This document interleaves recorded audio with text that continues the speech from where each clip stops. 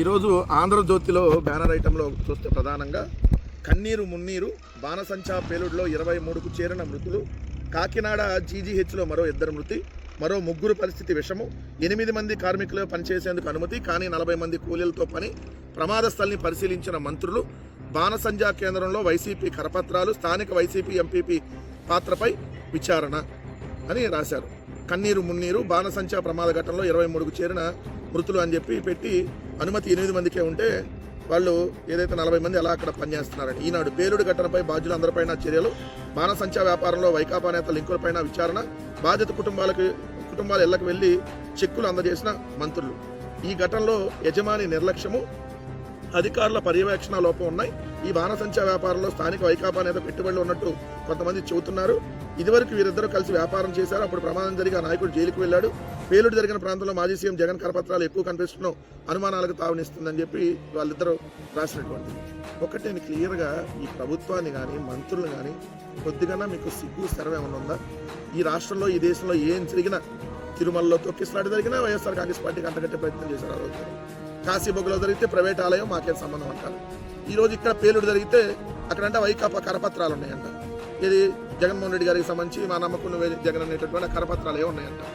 అక్కడ ఈనాడు ఆంధ్రజ్యోతి దినపత్రికలు కూడా ఉన్నాయనుకో, దానికి రామోజీరావుకి లింక్ ఉంటుందా?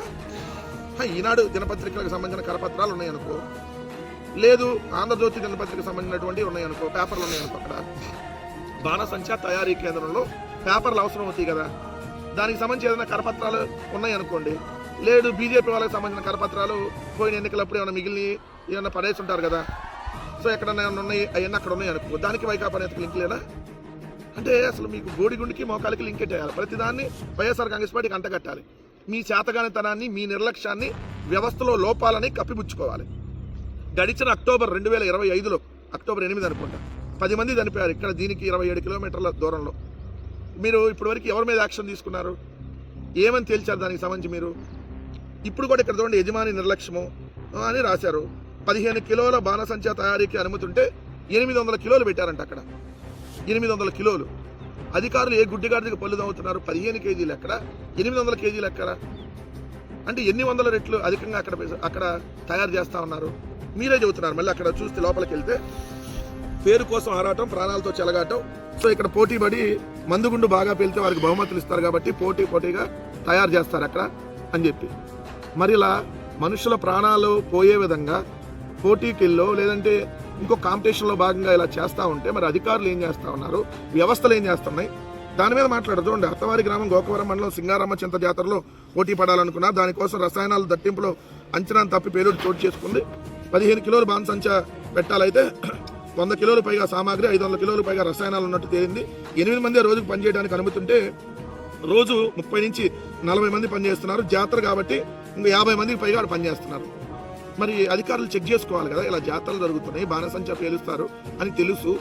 మరి బాణసంచా ఆర్డర్లు ఎవరికి వచ్చినాయి, ఏంటి, దానికి సంబంధించి వాళ్ళు నిబంధనలు పాటిస్తున్నారా లేదా అనేది అధికారులు ఏం చేస్తున్నారు, ప్రభుత్వం ఏం చేస్తుంది?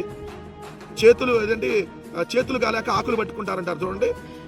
తీసుకొని వచ్చి దాన్ని ఎవరొకరి మీద బురద వేసేస్తే అయిపోద్దా? సిగ్గుండాలండి. ప్రధాని వైఎస్ఆర్ కాంగ్రెస్ పార్టీ మీద నట్టడం కాదు. ఎవడున్నా వాళ్ళని అరెస్ట్ చేయండి, ఎవడు తప్పు చేస్తున్నా తప్పే. అది తెలుగుదేశం పార్టీ ఎంపీ కరపత్రాలు ఉన్నాయనుకోండి, ఎంపీ తీసుకెళ్లి బొక్కలు వేస్తారా?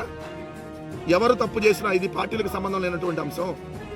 ఎవరున్నా కూడా దాని బాధ్యతల మీద చర్యలు తీసుకోవాలి. ఆ బాధ్యులు ఎవరైతే ఉంటారో వాళ్ళని ఖచ్చితంగా అరెస్ట్ చేయాలి.